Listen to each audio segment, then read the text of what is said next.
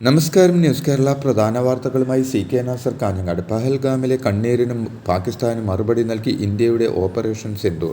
പാകിസ്ഥാനിലും അധിനിവേശ കാശ്മീരിലുമായി 9 ഇടങ്ങളിലെ ഭീകരകേന്ദ്രങ്ങളിൽ ഇന്ത്യൻ സൈന്യത്തിൻ്റെ മിന്നലാക്രമണം. ഇന്നലെ അർദ്ധരാത്രിക്ക് ശേഷം മുസാഫർബാദ്, ബഹവൽപൂർ, കോഡ്ലി, മുരടി എന്നിവിടങ്ങളിലെ ഭീകരരുടെ കേന്ദ്രങ്ങളിലാണ് ആക്രമണമെന്നാണ് വിവരം. 12 ഭീകരർ കൊല്ലപ്പെട്ടെന്നും 55 പേർക്ക് പരിക്കേറ്റെന്നും റിപ്പോർട്ടുകൾ സൂചിപ്പിക്കുന്നു. എന്നാൽ 300-ലധികം ഭീകരർ കൊല്ലപ്പെട്ടുവെന്ന സ്ഥിരീകരിക്കാത്ത റിപ്പോർട്ടുകളുമുണ്ട്. നീതി നടപ്പാക്കിയെന്നും പാകിസ്ഥാന്റെ സേനാ കേന്ദ്രങ്ങളൊന്നും തങ്ങൾ ലക്ഷ്യം വെച്ചില്ലെന്നും വിഷയത്തിൽ കൂടുതൽ ആക്രമണ പദ്ധതി നിലവിലില്ലെന്നും കേന്ദ്ര സർക്കാർ പത്രക്കുറിപ്പിൽ അറിയിച്ചു. ആക്രമണത്തിന്റെ കൂടുതൽ വിവരങ്ങൾ ഇന്ത്യ ഇന്ന് പുറത്തുവിടും. അതേസമയം 5ഇടത്ത് മിസൈൽ ആക്രമണം ഉണ്ടായെന്നും 3 പേർ കൊല്ലപ്പെട്ടെന്നും 12 പേർക്ക് പരിക്കേറ്റെന്നും പാകിസ്ഥാൻ സൈന്യം സ്ഥിരീകരിച്ചു. ഇന്ത്യയുടെ താൽക്കാലിക സന്തോഷത്തിന് ശാശ്വത ദുഃഖം നൽകുമെന്നും പാകിസ്ഥാൻ പ്രതികരിച്ചു. പഹൽഗാം ഭീകരാക്രമണത്തിന് ഇന്ത്യ നൽകിയ തിരിച്ചടിക്ക് പിന്നാലെ നീതി നടപ്പായി എന്ന് പ്രതികരിച്ച് ഇന്ത്യൻ സൈന്യം. പ്രതിരോധ മന്ത്രി രാജ്നാഥ് സിംഗ് സമൂഹ മാധ്യമമായ എക്സിൽ ഭാരത് മാതാ കി ജയ് എന്ന് പോസ്റ്റ് ചെയ്തതാണ് ഇന്ത്യൻ സേനയുടെ ഓപ്പറേഷൻ സിന്ദൂറിനെ അഭിനന്ദിച്ചത്. ഇന്ത്യയുടെ തിരിച്ചടി പ്രതീക്ഷിച്ചിരുന്നുവെന്ന് US പ്രസിഡന്റ് ഡൊണാൾഡ് ട്രംപ് പറഞ്ഞു. പാകിസ്ഥാനിലെ ഭീകര കേന്ദ്രങ്ങൾ തകർത്ത് നടത്തിയ തിരിച്ചടിക്ക് പിന്നാലെ അതീവ ജാഗ്രതയിൽ രാജ്യം. അതിർത്തിയോട് ചേർന്നുള്ള 5 വിമാനത്താവളങ്ങൾ അടച്ചു. ശ്രീനഗർ, ലേ, ജമ്മു, അമൃത്സർ, ധർമ്മശാല എന്നീ വിമാനത്താവളങ്ങളാണ് അടച്ചത്. അതിർത്തിയിലെ ജനങ്ങളെ ബങ്കറുകളിലേക്ക് മാറ്റുകയാണെന്നാണ് റിപ്പോർട്ടുകൾ. ഇന്ത്യയുടെ വെള്ളം ഇന്ത്യക്ക് മാത്രമാണ് എന്ന് പ്രധാനമന്ത്രി നരേന്ദ്രമോദി. പാകിസ്ഥാനിലേക്കുള്ള ജലമൊഴുക്കിൽ ഇന്ത്യ കൂടുതൽ നിയന്ത്രണം ഏർപ്പെടുത്തുന്നതിനിടെയാണ് പ്രധാനമന്ത്രിയുടെ പ്രസ്താവന. ഇതുവരെ ഇന്ത്യയുടെ വെള്ളം പുറത്തേക്ക് ഒഴുകുന്നു. ഇനി ഇന്ത്യയുടെ വെള്ളം രാജ്യത്തിനകത്ത് തന്നെ ഒഴുകുമെന്ന് മോദി പറഞ്ഞു. ഒരു ഹിന്ദി ചാനൽ പരിപാടിയിലാണ് പ്രധാനമന്ത്രിയുടെ പ്രതികരണം.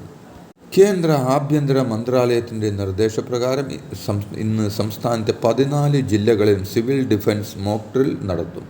വൈകുന്നേരം 4 മണിക്കാണ് മോക്ക് ഡ്രിൽ ആരംഭിക്കുന്നത്. മോക്ക് ഡ്രില്ലിൻ്റെ ഭാഗമായി സിവിൽ ഡിഫൻസ് തയ്യാറെടുപ്പിൻ്റെ വിവിധ വശങ്ങൾ വിലയിരുത്തും. മോക്ക് ഡ്രില്ലിൻ്റെ ശരിയായ നടത്തിപ്പ് ഉറപ്പാക്കാൻ എല്ലാ ജില്ലാ കളക്ടർമാർക്കും മറ്റു ഉദ്യോഗസ്ഥർക്കും ചീഫ് സെക്രട്ടറി ഡോക്ടർ ജയതിലക് നിർദ്ദേശം നൽകി. പൊതുജനങ്ങളും എല്ലാ സ്ഥാപനങ്ങളും സംഘടനകളും മോക്ക് ഡ്രില്ലുമായി സഹകരിക്കണമെന്നും ജാഗ്രത പാലിക്കപ്പെടണമെന്നും ആശങ്കപ്പെടേണ്ടതില്ലെന്നും ചീഫ് സെക്രട്ടറി അറിയിച്ചു. മനുഷ്യമഹാസമുദ്രത്തിൽ നിറഞ്ഞാടി തൃശ്ശൂർ പൂരം. കൊങ്ങാട് മധുവിൻ്റെ മഠത്തിൽ വരവിലും കിഴക്കോട്ട് അനിയന്മാരാരുടെ ഇലഞ്ഞിത്തറ മേളത്തിലും തിരുവമ്പാടി പാറമേക്കാവ് ദേവിമാരുടെ എഴുന്നള്ളിപ്പിലും ആയിരങ്ങൾ ലയിച്ചു ചേർന്നു. അസ്തമയ സൂര്യൻ പൊൻപ്രഭയോടെയായിരുന്നു തെക്കേ ഗോപുരനടയിൽ കുടമാറ്റ ചന്തം ആനപ്പുറമേറിയത്. ആ കാഴ്ചയിൽ ആൾക്കടൽ ഇരമ്പിയാർത്തു. DGP അജിത് കുമാറിനെതിരെ വിജിലൻസ് അന്വേഷണത്തിന്റെ റിപ്പോർട്ട് കോടതിയിൽ സമർപ്പിക്കാതിരുന്നതിന് അന്വേഷണ ഉദ്യോഗസ്ഥന് അതൃപ്തി രേഖപ്പെടുത്തിയ കോടതിയുടെ പരിഗണനയിലിരിക്കുന്ന കേസിൽ റിപ്പോർട്ട് കോടതിയിൽ സമർപ്പിക്കാതെ സർക്കാരിന് നൽകിയത് എന്തിനെന്ന് വിജിലൻസ് ജഡ്ജി ചോദിച്ചു. കേസിന്റെ തൽസ്ഥിതി റിപ്പോർട്ട് മെയ് 12-ന് ഹാജരാക്കാനും കോടതി നിർദ്ദേശിച്ചു. SSLC ഫലപ്രഖ്യാപനത്തിന് മുമ്പ് തന്നെ +1 സീറ്റുകൾ വർദ്ധിപ്പിച്ചു. ഉപരിപഠനത്തിന് യോഗ്യത നേടുന്ന എല്ലാ വിദ്യാർത്ഥികളുടെയും പ്രവേശനം ഉറപ്പാക്കുന്നതിനായി 7 ജില്ലകളിലാണ് മാർജിൻ സീറ്റ് വർധനവ് അനുവദിച്ചത്. ഇതിനുപരിയായി ആവശ്യപ്പെടുന്ന 7 സ്കൂളുകൾക്ക് 10% കൂടി മാർജിൻ സീറ്റ് നടപ്പിലാക്കും. വിഷബാധയെ തുടർന്ന് സമീപ ദിവസങ്ങളിലുണ്ടായ മരണങ്ങളുടെ കാരണങ്ങൾ അന്വേഷിക്കാൻ മെഡിക്കൽ വിദ്യാഭ്യാസ ഡയറക്ടറുടെ നേതൃത്വത്തിൽ മെഡിക്കൽ സംഘത്തെ നിയോഗിക്കണമെന്ന് മനുഷ്യാവകാശ കമ്മീഷൻ ചെയർപേഴ്സൺ അലക്സാണ്ടർ തോമസ് ഉത്തരവിട്ടു.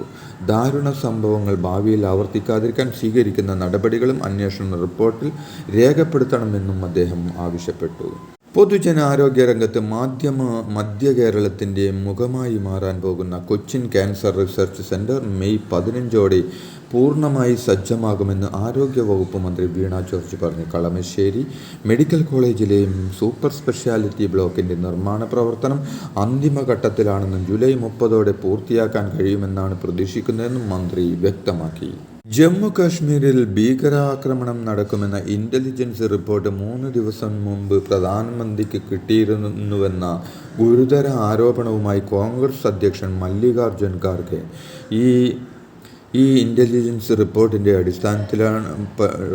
പശ്ചാത്തലത്തിലാണ് പ്രധാനമന്ത്രി നരേന്ദ്രമോദി ജമ്മു കാശ്മീർ സന്ദർശനം മാറ്റിവെച്ചതെന്നും ഇൻ്റലിജൻസ് റിപ്പോർട്ട് കിട്ടിയിട്ടും സർക്കാർ ഇടപെടാതിരുന്നത് ദുരൂഹമാണെന്നും പഹൽഗാം ആക്രമണത്തിൽ ഗുരുതരമായ ഇൻ്റലിജൻസ് വീഴ്ചയാണ് കേന്ദ്ര സർക്കാരിൻ്റെ ഭാഗത്തുനിന്നുണ്ടായതെന്നും മല്ലികാർജ്ജുൻ ഖാർഗെ ആരോപിച്ചു.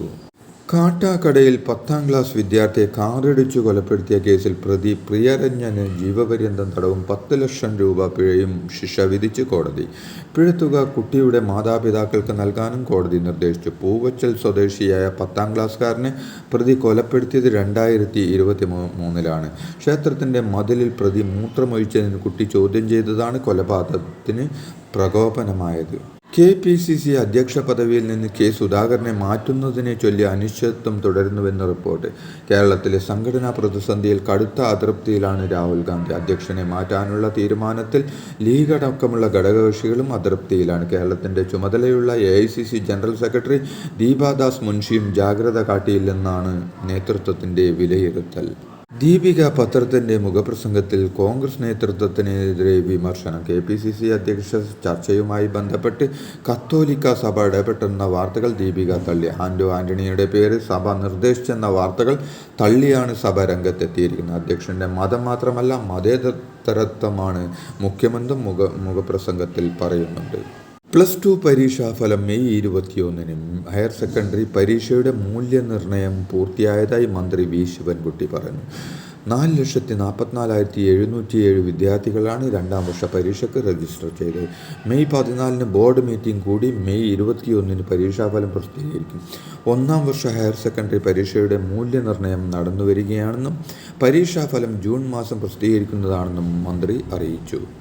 മാധ്യമപ്രവർത്തകനായ ഷാജൻ സ്കറിയയുടെ അറസ്റ്റിനെതിരെ BJP. വസ്ത്രം പോലും ധരിക്കാൻ സമയം കൊടുക്കാതെ ഭക്ഷണം കഴിച്ചുകൊണ്ടിരിക്കുന്ന സമയത്ത് അറസ്റ്റ് ചെയ്ത കേരള പോലീസിൻ്റെ നടപടി കമ്മ്യൂണിസ്റ്റ് പാർട്ടിയുടെ ഭരണഘടനാ അവകാശങ്ങളോടും മാധ്യമ സ്വാതന്ത്ര്യത്തോടുമുള്ള അസഹിഷ്ണുതയുടെ തെളിവാണെന്ന് BJP സംസ്ഥാന അധ്യക്ഷൻ രാജീവ് ചന്ദ്രശേഖർ പറഞ്ഞു.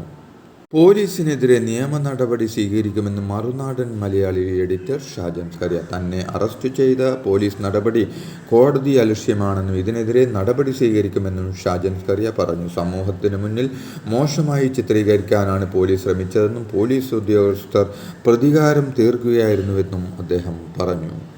ഗവർണർ ബില്ലുകൾ പിടിച്ചുവെച്ചതിനെതിരെ നൽകിയ ഹർജി പിൻവലിക്കാൻ സംസ്ഥാനം അനുമതി തേടി. ബില്ലുകൾ രാഷ്ട്രപതിക്ക് വിട്ട സാഹചര്യത്തിൽ ഇനി ഹർജി നിലനിൽക്കുന്നതല്ലെന്നാണ് സംസ്ഥാനത്തിൻ്റെ വാദം.